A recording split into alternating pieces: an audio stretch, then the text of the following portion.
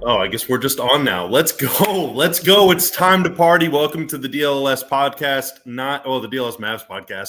I was so excited to get the name of the show right because Tim Cato has just butchered it the last couple of days. But Bobby the name of the what? Absolutely choked. The name of the show? It was okay. Tanner, hit that reset button, buddy. It's time to restart. No, I'm Bobby. That's Tim. Tanner, our producer, is off screen. He came down with a little cold, and so we are all sheltering in place, hoping that he didn't pass on those bugs to all of us on the weekend, no less. Tim, how are you doing? I'm doing well. I mean, Tanner is still powering through. They're saying he's the bravest man alive. They are to produce this show where we talk about overs and unders and sideways. Sidewayses? Do you have the sideways odds? They don't allow you to do that. That would kind of be, the point. I don't want to spoil it for you guys, but the point of Vegas is for Vegas to win. If they just let you pick a tie, they wouldn't win that much. That's true. So that's what we're doing today. We are going to go through all 30 NBA teams. Now we're going to use the lines from our friend of the show, Jeff Sherman. He is at Golf Odds on Twitter. He, of course, is with the Superbook at the Westgate Hotel out in Las Vegas. He's their VP of Risk. Mainly a golf guy, but also a big NBA guy. And so we're going to be going team by team over the next hour or so, hanging out with you guys, getting you ready for the weekend. Obviously, these things could change. As you see, these lines or these over-unders were set on July 12th. That was actually while we were out there in Vegas. I'm sure that a couple trades have shifted these by like a win or two. But for posterity, okay, LeBron isn't a Mav yet. Giannis isn't a Miami Heat yet. We're going to go with that moment, that moment that is forever frozen in time, and we're going to pick based off of that. Tim, is there any more intro that we got to do, or can we just dive right into the hot topics? I don't think so. I feel bad ending on Washington and Utah. I almost want to go reverse alphabetical. Do you want so to? We don't have to end the show on those two very sad teams. I think you might be onto something too, because that would mean the Mavs probably go either at the tail end of the third or at the beginning of the fourth. And audience retention is a really important metric. I think you might be onto something, Tim. Then let's do it like that. All right, well, let's start. The Washington Wizards, 21.5 wins. Are you going over or under for the Zards? Oh, man. Probably under. I mean, they have Chris Middleton now, provides some base level competency. Brogdon's they kept Brogdon. But as of today, I believe he's on the team. Yeah. So they've got a couple of vets. It's not a sheer pure outright. It's not as obvious overt tanking as, say, the next team we're going to talk about. But I don't know. It's the East is just so bad though, and you're going to get some wins. I do think. Yeah, I'm gonna go under, but like by a game. They'll get 20. Okay. Yeah. Last season they won 18. I think they probably have more talent this season than last season, but really weird things happen if like 12 of your guys are all 22 and under. They're all trying to get theirs. They're all trying to figure out who they are in the league, not necessarily who they are on your team. So I think that they might have more wins this season against teams over 500 than they had last season, but I still think I'm with you, Tim. I'm taking the under. Jeff actually said this whenever he joined us on our show while we were out there at the Westgate. He said that generally people like picking overs, which I understand because it's like more fun. You know, it's no fun to be a negative Nancy. All right. Let us be the negative guys. You all need to be positive. But I will take the under. Another team, well, I think. One thing I'll say about Washington. We talked about Cooper Flagg. He should be the Rookie of the Year favorite. I think you have to bet more to, he's got like negative odds to win it. He's the overwhelming favorite.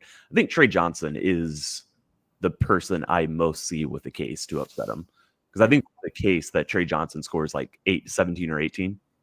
And if Cooper has a lower floor and it's like 12, 5, and 5, we're going to be having the classic debate where it's, well, Cooper affected winning more. Trey Johnson scored more. I could see that debate happening, and I could see Trey Johnson with a chance.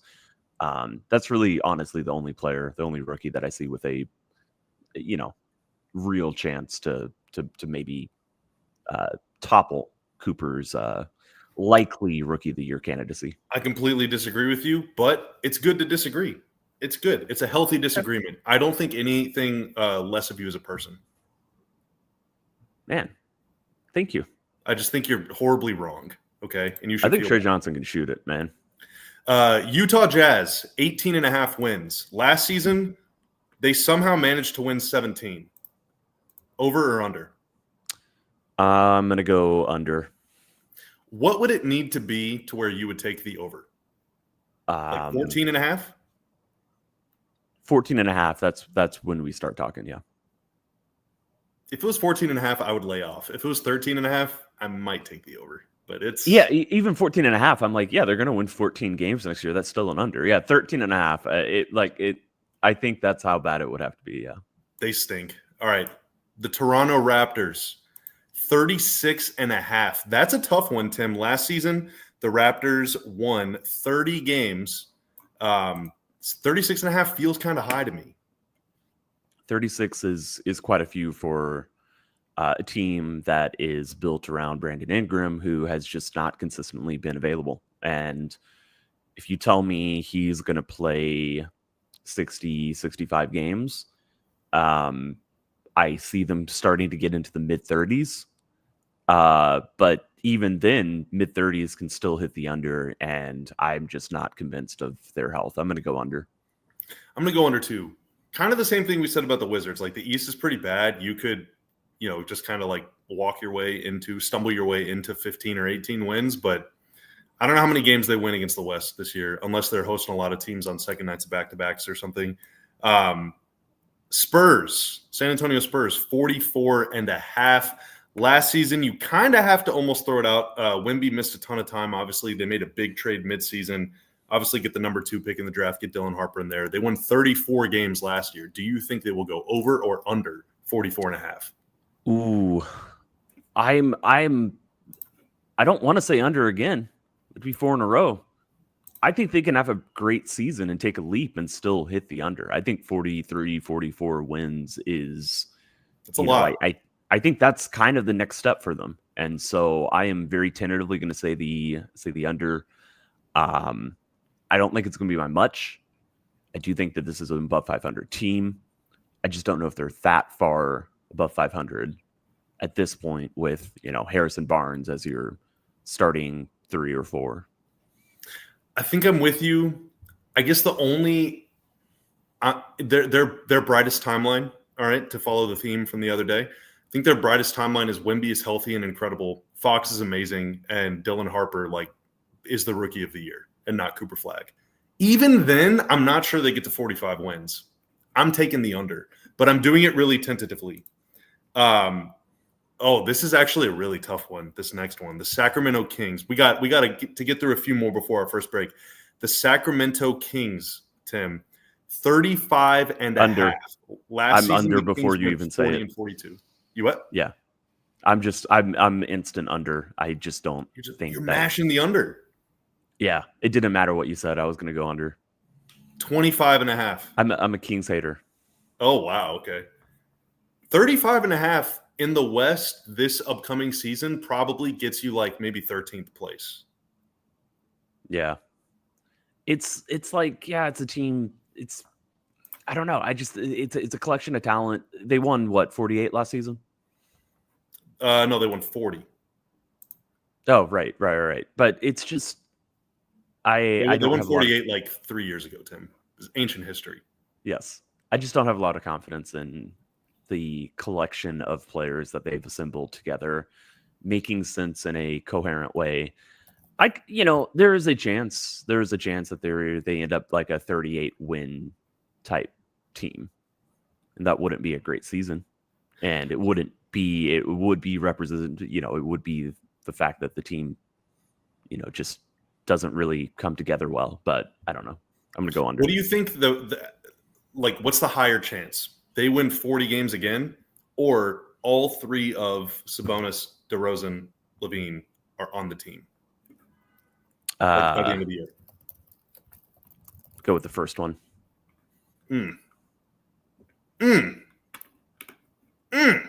Russell Westbrook doesn't miss the playoffs, Tim.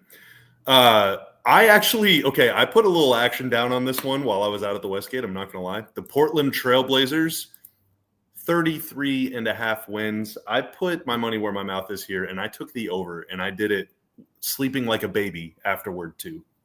This is my first over of the show, and it's a pretty easy over. They had, I believe, the best defense after March 1st in the NBA, something close to that, and they're only going to get better defensively. Like everything that showed down the stretch of last season, I think is something that is very replicable. I'm in on Portland. I don't really know how they score, but they're going to be incredibly difficult to score against. And give me the over. I'm hoping that we can get back out to Vegas in October for that Mavs game.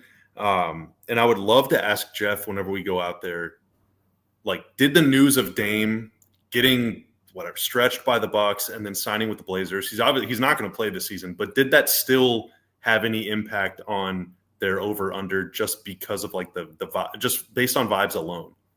I wonder if that did move the line at all or not. But 33.5. This is not financial advice, but that I'm feeling good about the over there. All right, last one of this segment before we hit a break. This is a Mavs nemesis, Tim. An absolute nemesis. The Phoenix Suns, 31.5 is their over-under. Last season, they went 36-46. You think they're going to win 32 or more, or 30 or less? Or I guess 31 or whatever.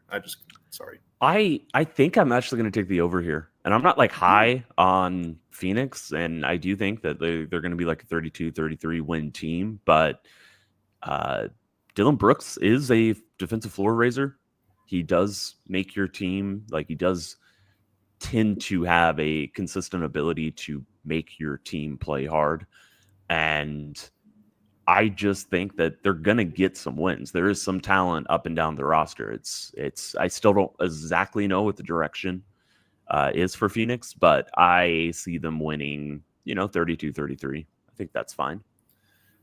I think I'm taking the over pretty comfortably too. I don't know if they get to 35, but I'm with you on Brooks. I think I don't know if he's ever been on a bad defense in his career. He is really good. Getting Williams and Malawach in there. Last year they were our friends over at the PHNX Suns podcast were I can't believe how good Nick Richards is. Oh my God. They were so desperate to get a big, and now they got two.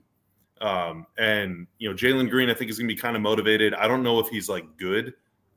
He's talented, obviously, but I don't know if he's lead or co-lead on a really good team, kind of good right at this point in his career. But I think that, there's a lot of addition by subtraction for them, and they have some really interesting young players that they're going to have to play now. They can't just bench Ryan Dunn mysteriously for no reason anymore. I think they're going to get some wins. I really do think they're going to get some wins. All right, so that was Phoenix, Portland, Kings, Spurs, Raptors, Jazz, and Wizards. We took 2 overs out of the first 7 teams in the league, Tim. We're a bunch of haters. Yeah, that's fine, though. The world needs some haters. That's true. That's true. Yeah. I do think though, looking at the next crop of teams, I think we might find some kindness in our heart. So stick around for our picks for the next batch of squads coming up right after this on the DLLS Mavs podcast. Show. But first, let me tell you about our friends at Branded Bills. Folks, it is so sunny outside. I got my fan on in my apartment. I got the AC blasting, and I'm still sweating my you-know-what off. And as soon as I go out there, I'm going to be blinded by the light. All right, I'm going to be revved up like a deuce in the middle of the night. And the only thing, or roller in the night, I don't know the lyrics, but the only thing that's going to protect my face and protect my neck when I'm trying to catch some Pokemon is a hat from Branded Bills. Whether you need snapbacks, truckers, fitteds, beanies, or even t-shirts, Branded Bills has you covered with both performance and style. It's also a great way to market your own business. They have a design team that you can get with to customize your own headwear. Start your order with them, and their dedicated bunch of folks will help you create the exact custom apparel you need. And they have a partnership with 40 colleges as a part of their campus collection, including TCU. All right. I don't know what they do with their hands. Let's just assume it's this. Texas Tech, put them up. Yeah, and then UT, you can do that and be a Longhorn fan and rep them in style. Head to brandedbills.com and use code BBDLLS. Again, BBDLLS at brandedbills.com for 15% off your first order today. Also, everywhere you go, you need a floor. You especially need a floor in your home. You spend a lot of time there. You're going to have company over. You got kids running around. You got pets tracking in all sorts of nonsense from outside. Your floor can get damaged. It can get old. It can start looking pretty bad, right? It can get pretty ratty in there. But Empire Today, if you call them up, they will bring the showroom to your home. You don't got to get dressed up in your Sunday best to go to Sears, folks. No, Empire Today is going to bring their team to your home and show you what your new perspective floor would look like in your living room, or in your kitchen, or in your dining room, or in your bedroom, with your decor, with your lighting, with your whole aesthetic in mind. So you don't got to go to this big box store, get ripped off by some grifter that was selling light bulbs yesterday.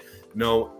Flooring is all. I just hit my table so hard just now. It really hurts, but I'm going to power through it. Flooring is all they do at Empire Today, and their all-inclusive pricing is going to make buying it a breeze, and plus you can schedule installation as soon as the next day. So schedule a free home estimate today, because some things are just better at home. DLLS listeners can receive a $350 discount using promo code DLLS.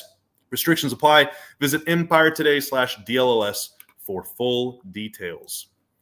Welcome back to the DLLS Mavs podcast. I'm Bobby. That's Tim. My hand is now bruised, but I'm excited to amputate. Continue. What? You're going to need to amputate? No, I got a big lunch coming up. I need both hands for the lunch that I'm going to eat today. So I'll maybe do it after that. All right, let's go through 1, 2, 3, 4, 5, 6, 7. Ooh, I highlighted 8 teams actually, just like kind of by accident, Tim. It's feeling pretty good. We're picking over-unders for the entire NBA. This one, Philadelphia 76ers, Tim, 44.5. That feels really high. That is banking a lot of hope on Joel Embiid. I mean, yeah, it's like, I don't even know what to do with this one. I don't think anybody knows exactly what to do with this one. It's at this point of Joel Embiid's career, you're looking for him to play like 50 regular season games and be healthy for the playoffs.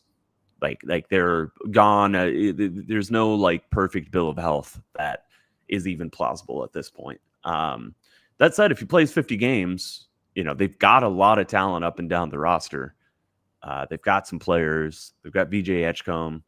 They famously have Quentin Grimes, who probably will eventually resign with them. I think the first ever mascot of this podcast was Quentin Grimes. He was indeed. So somebody's got to win in the East. Somebody. I still am going to go under, though. I'm with you. Stein is pretty optimistic that they can be a playoff team, even if Embiid plays, I'm 50, assuming 40. He's going to play some. I don't think he's going to play 75 or anything like that, but Stein is still pretty high on the Sixers. I'm not. I'm taking the under. I think that they can still be a top 10 team just because there's a lot of lousy squads out there. But there's a lot of teams that are just going to be better than them, man. That are going to be able to out-talent them, especially when Embiid is out-muscle them inside. This one, I feel like you're kind of leading the pack on the Orlando Magic right now. 51.5 wins for them. That would be a huge step forward for them from last year. They won 41 games last year. Granted, they were extraordinarily banged up for the first 50 or so games. So do you think the Magic can take that kind of leap this year? Yeah, that would be a huge leap for Orlando, and they're going to make it. Give me the over. Folks, I like. Yeah, Tanner, do we got a sounder? Do we got like a? Probably not. I just, I think it's a team that Desmond Bane, great fit, great example of, if you have a player that you think perfectly fits what you're looking for, yeah, go pony up and pay the price. And even if you consider that an overpay, and I think as we kind of looked at the quality of those first round picks, the 4 that they sent to Memphis for Desmond Bane, made it a little bit more clear that it wasn't anything egregious. But yeah, as long as this team's healthy, and the expectation is that they will be. This is going to be a top 5 defense, and I think that offense is finally going to be humming alongside them. I think it's just a team that's going to rack up regular season wins. I don't personally have the guts to lay money down on this one, but I am with you. I think that they're going to be significantly improved, not just because they got a good player in Bane, and I think they'll be healthier, but looking around the East, 6 teams finished ahead of them last season, and 3 of them, Milwaukee, Indiana, and Boston, will be without their best or second best player from last season's teams for the entire season. So I think Orlando, as long as they don't, suffer that similar kind of ravage of injuries that they went through last year, I think they're going to be better than all 3 of those teams. And that alone is going to get you 5 or 6 wins. So I'm with you. I'm with you. Magic over. Yeah. OKC Thunder, Tim, 62.5. Last season they won 68. They could have won more. They were kind of just coasting down the stretch of the year. Dude, that's just so many wins though. 62.5 is so many wins. But you said it. They could have won more down the stretch of the season. They were missing their 2 starting centers, they're for most of the first half of the year. It's not like last season was, a 100% effort, 100% perfect luck and health, and everything went Oklahoma City's way. It wasn't that type of season for them, and they still won 68. I wonder what the highest over-under's ever been. I guess those maybe Warriors teams probably were pretty nasty. Yeah, it has to be the Warriors. But I'm going to go over. I guess I'm going to go over again just because this is a team that has made winning regular season games look very, very easy. And they did it last season. I don't see a reason to doubt that they're going to do it again. I don't have the guts to actually do it. I think that there is something to the idea of okay, you win a title, you play a bunch of games. There's, even though they blew out a bunch of teams last year, those guys still played a lot of games, a lot of minutes and all that stuff. It takes a toll on your legs. So if I had to pick, I would go under, but I don't actually have the guts to do it. So I would say listen to Tim. Tim seems more confident in his answer than I did in mine. Next. Yeah, they talked about they talked about a championship hangover, but did you see that locker room after after Game 7? They looked hungover right after they won. They were already it did not look like a type of championship that was going to leave a lot of hangovers on anybody. So that's true. That is a really good point. New York Knicks, 52.5 wins. If you're looking at the East right now, that's one of 2 or 3 teams that I think everyone would think is in that small circle of teams that could come out of the East. For that reason, 52.5 seems low, but it's not like they're a perfect team by any means. Yeah, I would agree that it's not.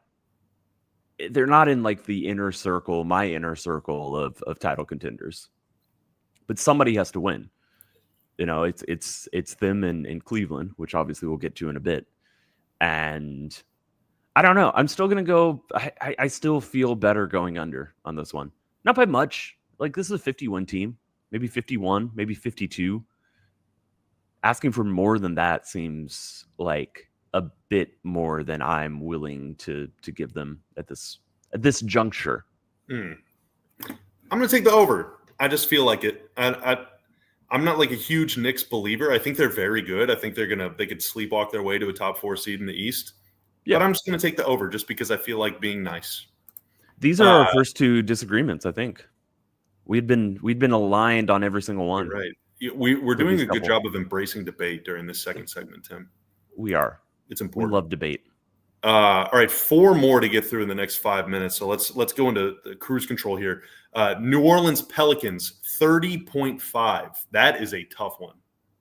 Under. Really? Pretty easy under. Okay. What if Zion plays like 60 games? Then over. I mean, that's the ultimate one, right? Yeah, but I'm not expecting that to happen. It's very difficult to expect that to happen. I do think that, I hope he plays 60 games. And even if he plays 60 games, like there's still a scenario where they win 30 games. They win half of the games that he's available for, and they lose every other game where he's not. Yeah, I mean, they won 21 last year. And granted, they were just like completely just falling apart by the end.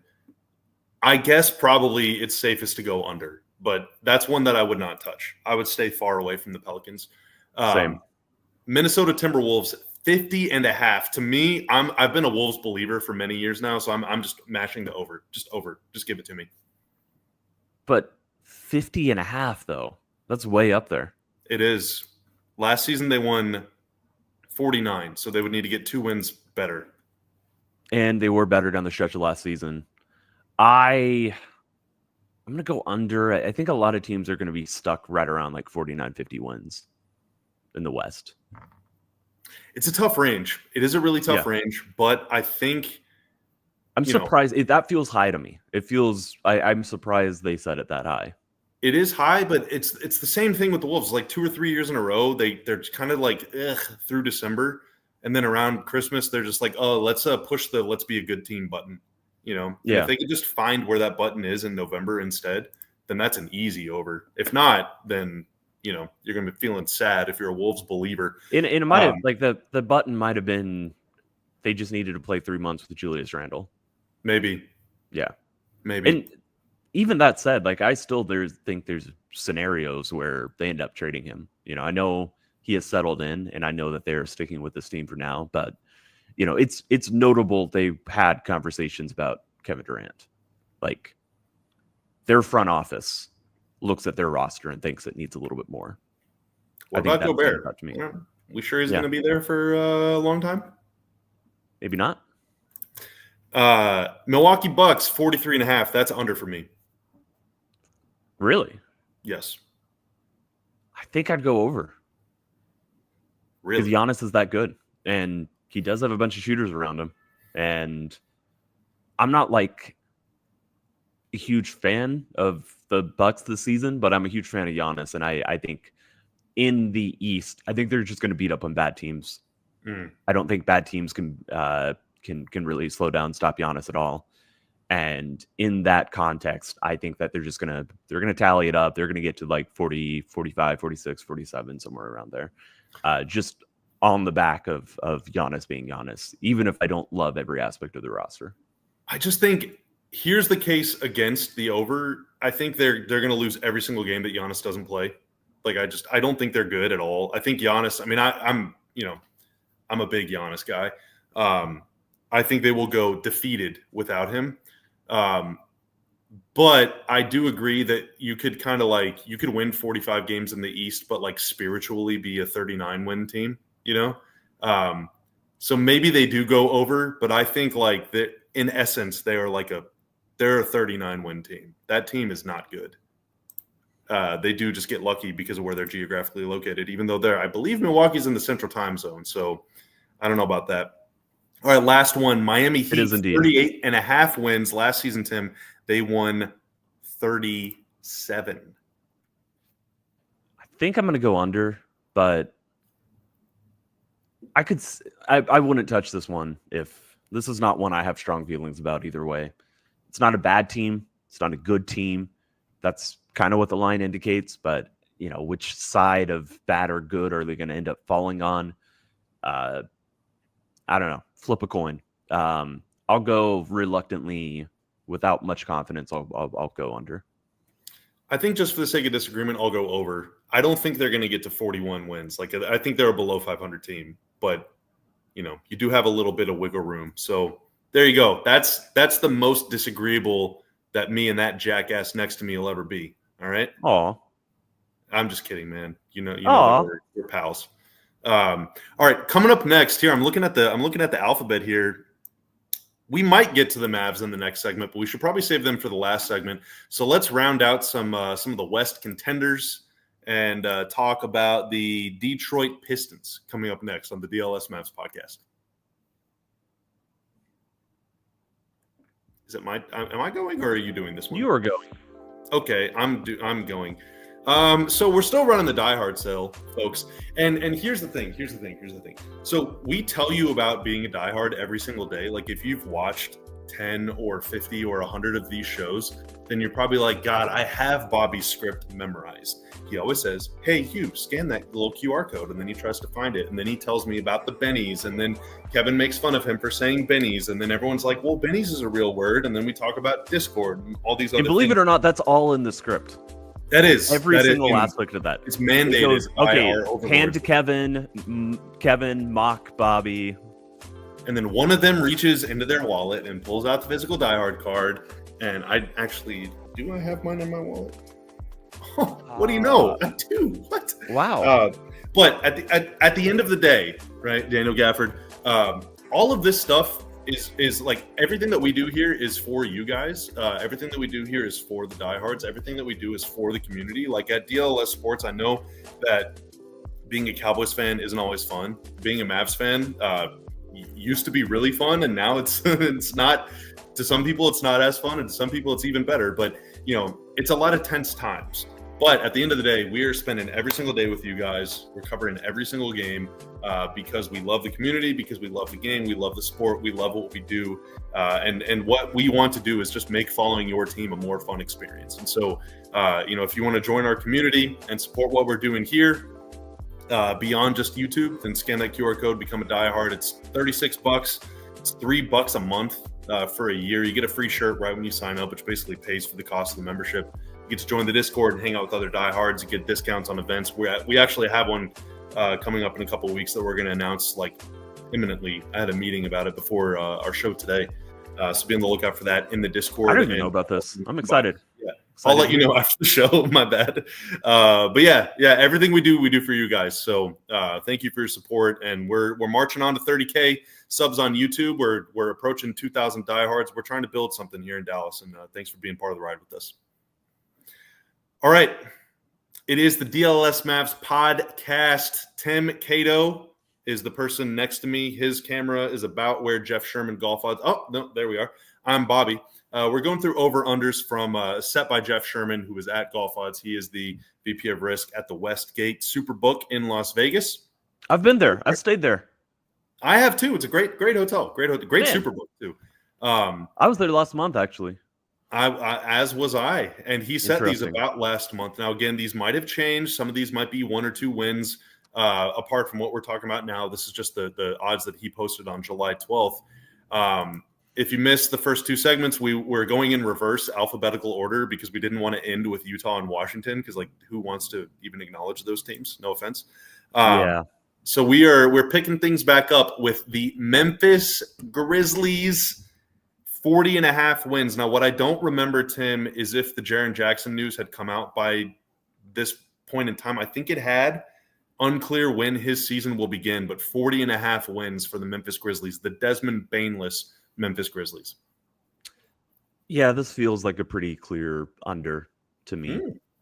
They've got some good players, but it may be not clear. Like, I do think this is going to be a team that wins at minimum 35 games, like even outside of like a completely snake bit injury season, which certainly they've had before.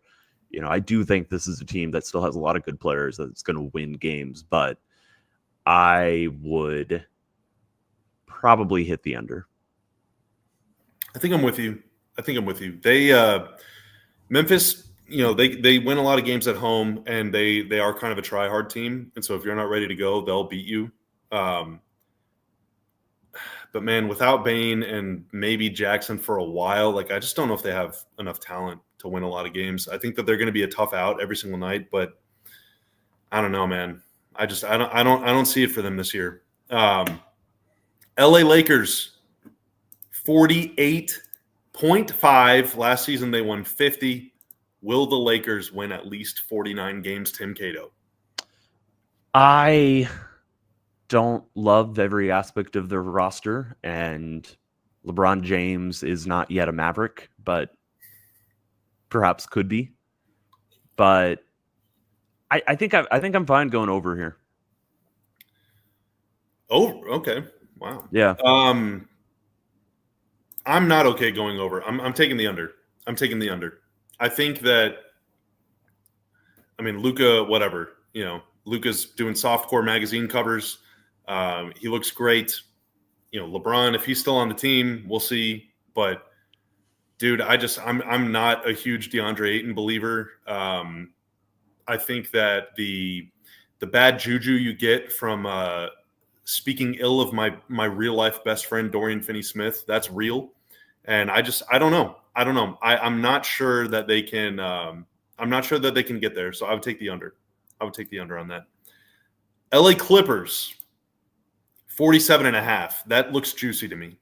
I can't believe the Clippers line is lower than the Lakers. This was before Bradley Beal. This was before, I think they did one other thing too. I'm not sure, but yeah. Yeah. Also, people love betting on the Lakers. So there's always going to be a little bit of, honestly, for that reason alone, I probably should have gone under. I think the Lakers line is always going to be a win or two higher just because of how much people love betting on them. And Vegas is very close to LA. So it's, Right. Certainly going over on this July 12th version of the Clippers over under. Where would it be where you would have to give it a second thought? Like 50? Yeah, like 50.5, 51.5 is where I start slowing down and reconsidering, just because it's a veteran team. I do think it's the type of team that's going to look at the regular season and say, we've got to win games, but this is not our final destination. Like preserve and make sure that everybody gets to the postseason doing okay. I think that they can do that and still win a lot of games because they're just so freaking good and deep, and they have so many different ways they can play. I think the Clippers are really, really, really good. Yeah. And I would comfortably take the over on that. I did not do it while I was out there. So I can't say I put my money where my mouth is. But with this next team, you're a coward. I am a coward. With this next team, though, I did. I made like 7 bets while I was out there. I guess they're all like early in the alphabet. But Indiana Pacers, 38.5. I did not bet the over-under on this, but I did say that the Pacers would miss the playoffs. I feel really comfortable with that. I believe at the time, Miles Turner was still a Pacer, or was still a free agent with the Pacers. So that total might actually have dropped since then. But Tim, how do you feel about 38.5? Yeah, I would go under because I think it's the smart, logical thing for Indiana to do. I do think they're going to still end up winning some games. And just because the East is so bad, it's very possible they're still a play-in team or something like that. But I do expect this to be under. It's just, it's what Indiana, I think, is hoping for, to be frank. I'm going under. I'm going way under. Yeah. If it was like 34.5, I still might take the under. But we'll see. Rick Carlisle is a one-of-one coach, so maybe they win 40 anyway. Who knows? He's very good at tanking when he wants to. You what? He's very good at tanking games if he wants to. He is the best. 54.5 for the Rockets. That's way up there. Is way up there. I'm going to be honest. That's maybe a little too rich for me. I do think they're going to be a very good regular season team. I do think they're going to win a lot of games. I could absolutely see them going over on this, but I am very hesitantly going to say under. Just a lot of wins. I think I would comfortably take the under because I don't know how many games KD plays. And without him, even with him, I don't think they have a lot of shooting. And without him, they definitely don't have a lot of shooting. What about Reed Shepherd? Pop. And I don't know. I could just it's always weird with these teams that like kind of emerge out of nowhere and have a really good year, but don't really do anything with it. Sometimes the next year they take another step, and sometimes the next year they're like, they kind of get too big for their britches, you know? I think the brand of basketball they play is sort of like, it's sort of foolproof in that, you know, they have to play physically and defense first in order to win and all that stuff. So like, it's not that like they're just going to start relaxing, but 55 wins is a lot. And for that reason, I'm under. Golden State Warriors, 46.5 wins, Tim. I think give me the over. I think they're going to be one of those teams that's, you know, I said there's just going to be a glut of teams kind of at 48, 49, 50. I think the Lakers are going to be there. I just named another team that I thought was going to kind of be in that mix. I mean, I guess Houston to an extent as well.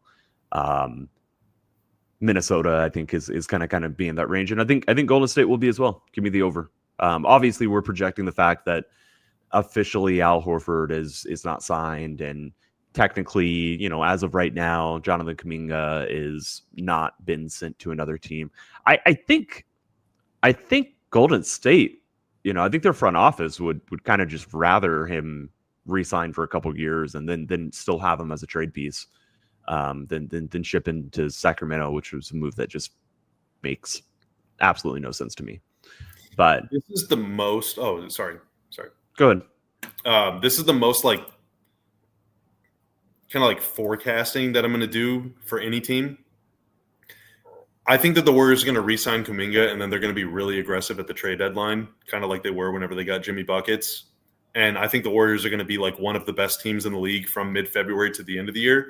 I don't know if they get enough wins in the meantime, but I do think that they're going to like take a big swing at some point, assuming everyone stays healthy. I think I'm still going to go under, but I think that of all the teams in the West, I would expect the Warriors to be like the hungriest to make a big move midseason. That makes sense to me. I would agree. Detroit Pistons, 44.5. Tim, last year they won 44 on the dot. Of course, they did lose a couple guys. They lost Timmy Hardaway, Malik Beasley. I don't know if that guy's going to play NBA basketball anymore. Schroeder's gone. Like, there's a because lot of what we're doing right now. You what? Why wouldn't he play? Did he mess up some over-unders? I don't know. No comment. It's against the spirit of the conversation, Tim. He's a basketball player doing basketball player things. I guess I'm going to go over just because somebody has to get wins in the East, and I think I already went under on New York, so I don't think it's going to be, you know, I haven't named a lot of teams. I think there are good teams in the East. There are some good teams in the East that are going to win games just as they've got to do it.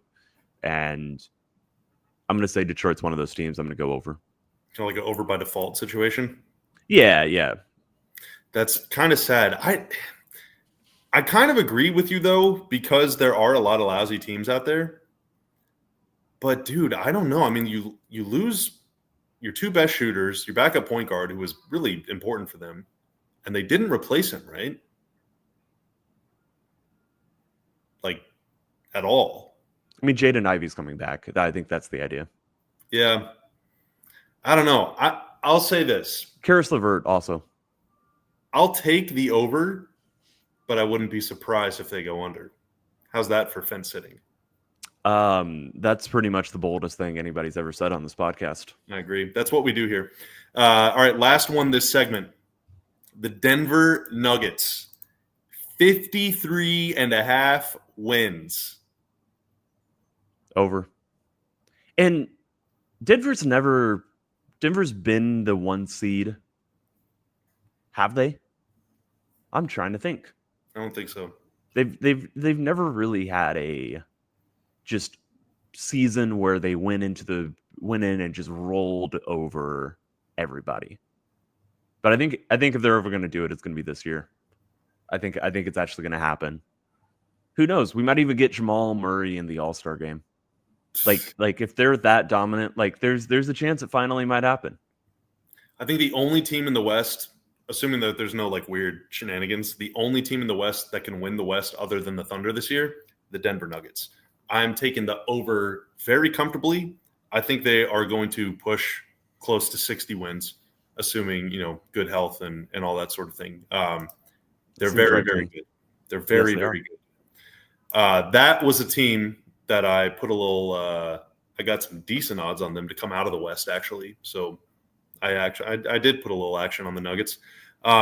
Okay, Tim, we got 7 teams left. A lot of them, in fact, 6 of them are from the East. Only 1 is from the West, and you know who that is. Hint, the team name is in the name of this podcast, and the 4th segment of said podcast is coming up right after this. Bobby told you how to die hard. I'm going to tell you again. I'm going to tell you a little bit more about that. I'm going to tell you that right now, the 19 biggest Mavericks questions headed into the 2025-26 season. It's a little series I'm running from now until the year starts till October. Only 19. Well, I had 19. I started listing my biggest questions, and that's what it came out to. Gotcha. Okay. Yeah, this wasn't a list meant to, fill 1 to 10. I wasn't looking for things. I came up with a bunch of questions, and one of them is, will Derek Lively shoot threes next season? And I wrote about that because there are people who have talked a lot. There is a lot of belief. There's a lot of excitement or hope in the fan base that maybe at some point he's going to be a 3-point shooter. And no, I can't tell you right now, the exact number of threes that he's going to shoot next season. I hope it's a few, but I can tell you that he took 1 jump shot last season. And would you like to know where that ranks among players who have played 800 minutes? It's got to be those last. It's got to be last. Yeah. Yeah, it was last. It was the fewest in the NBA. And so when you look at that, those players, nobody who has taken 1 jump shot has gone into a following season and taken like 50. And so I'm just trying to find interesting ways to, just understand, is this guy going to be a shooter? Is he not? There's also some reasons for optimism that he's going to be a shooter later on. I've written about how many threes the Mavericks are going to take as a team as well. And got more coming soon. So sign up for that. All DLLS.com/diehard. Get access to everything. Well said, Tim. Well said. All right. It's the last 12 minutes of our work week here on the DLLS Mavs podcast. We got a big team to talk about, and then we got a bunch of teams from the East that no one cares about to talk about. Let's start with the big one, Tim. The Dallas Mavericks. According to the Westgate Superbook, now this line is set again July 12th, 2025, the Mavs over-under for regular season wins is 41.5, which is a tad higher than a couple other books that put theirs out before the Westgate did. And Jeff Sherman, who runs that place, talked to us about that. But 41.5, Tim, how you feeling? I do think that this is going to be a team that, this is the whole thing, like they can be a 500 team and they can be a 500 team while Kyrie's out. I'm going to give him a 500 pace until Kyrie gets back. And I am going to assume that Kyrie gets back, let's say February, and they play a tick above that. Let's go over. Over? Sure. Tim Cato says over, folks. It's a winning season for the Mavs. I played along with the Westgate, and I put some money down for the Mavs to go under 41.5. I have very serious concerns about their playmaking and their shooting. I have very serious concerns, obviously, about Kyrie and about Anthony Davis. I think that Cooper Flagg, we could, like 6 months from now, be sitting around thinking, oh my God, can you believe how good Cooper Flagg is? But there's also a chance where, like, well, he is like 18. It might not happen overnight. And so if Kyrie misses a lot of time, and if AD misses a decent amount of time. And if Cooper Flagg is not a top 50 player in the NBA right away, then I think the Mavs are guaranteed to go under. But if Cooper Flagg is pretty good, and if AD is pretty healthy, and if Kyrie comes back, I think it's pretty likely to go over. I feel like 41.5 for that reason. That's a great over-under for this team. You make a compelling case. I could definitely see them going under as well now that you lay it out like that. Before I hadn't really considered that. And now I'm in a situation. I'm happy that I could tell you about it. I'll stick with my over, though. Yeah, no. Embrace. We're embracing debate, dude. And I hope they go over. I hope I lose that bet. But if they have a bad season, at least I'll have a little something to show for it. I'll get a free dinner out of it at the end of the year. All right, Cleveland Cavaliers 56.5. That is big. They did win 64 last year, so I'm going over. I'm good with an over on this one. I'll go over too. Somebody's got to win. And I just think that's a really, really good team, and I think they all understand they have something to prove next season. Chicago Bulls. This is another one that I did play this one. Chicago Bulls 32.5. I smashed the over on that, Tim. I was going to say over. Yeah. 39 last year. Yeah. It's still a competent team. Every single year, they're like they win 38 games every single year. 38 or 39 wins. They're not quite 500. And that's just who they want to be every single season. And probably not the smartest direction to go as a franchise, but yeah, that's an easy over for me. I agree. I feel like I'm stealing money from the Westgate when I do that. I almost don't even want to talk about it because they might get mad at me. Charlotte Hornets. I think Jeff, maybe he said it, as kind of like a treat. Oh yeah. Do you think they ever do that? They just put one in there where it's like, the odds are kind of in our favor, but we're gonna let you guys have this one. But then they did it for the Chicago. We call that a loss leader. There you go. But they did it for the Chicago Bulls, so most people aren't even gonna most people forget the Chicago Bulls even exist, and so it's kind of like hiding in plain sight. That is true.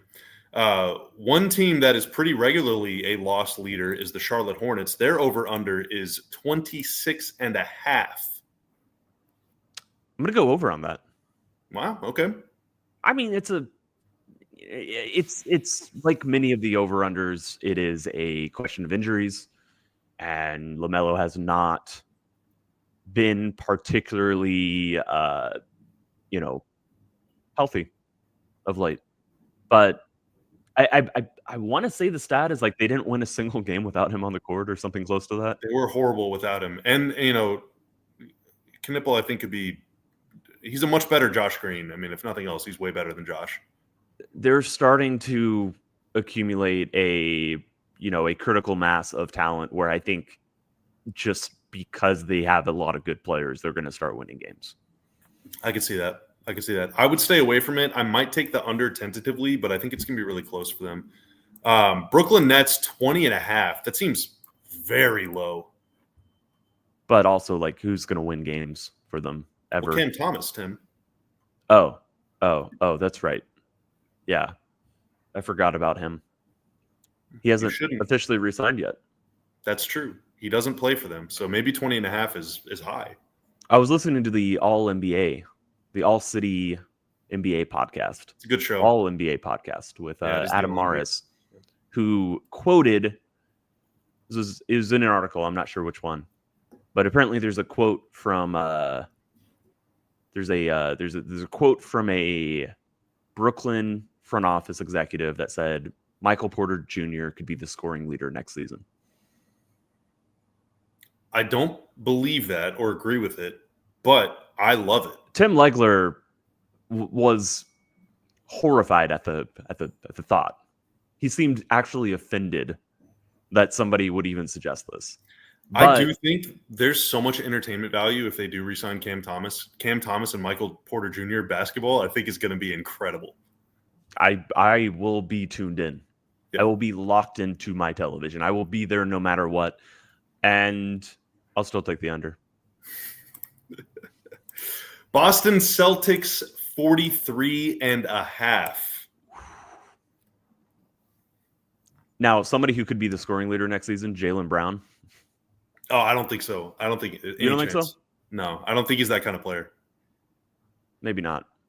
He's going to have the reins. He's going to have the freedom to do it. He is. If he wanted. If he's on their team. Yeah. Wait, why wouldn't he be on their team? I don't know. It's just people talk. I feel like you're not saying something. No, I'm not saying something. It's just like his name gets tossed around as, trade candidate a lot. It does. I think that's quite a bit too rich for me. I'm going to go under. I actually went into this thinking that it was going to be set at like 36. And I'd be like, yeah, I could, and that, like that's a huge difference from where it's set at. That's almost 10 wins. I thought it would be much lower, and I thought it was gonna be a scenario where I was contemplating, like look at the infrastructure, look at the talent, like they still have players, still have good players who are gonna win games. They're not outright tanking this year. But that's way too high for me. I'm gonna go under. I think I would take the under too.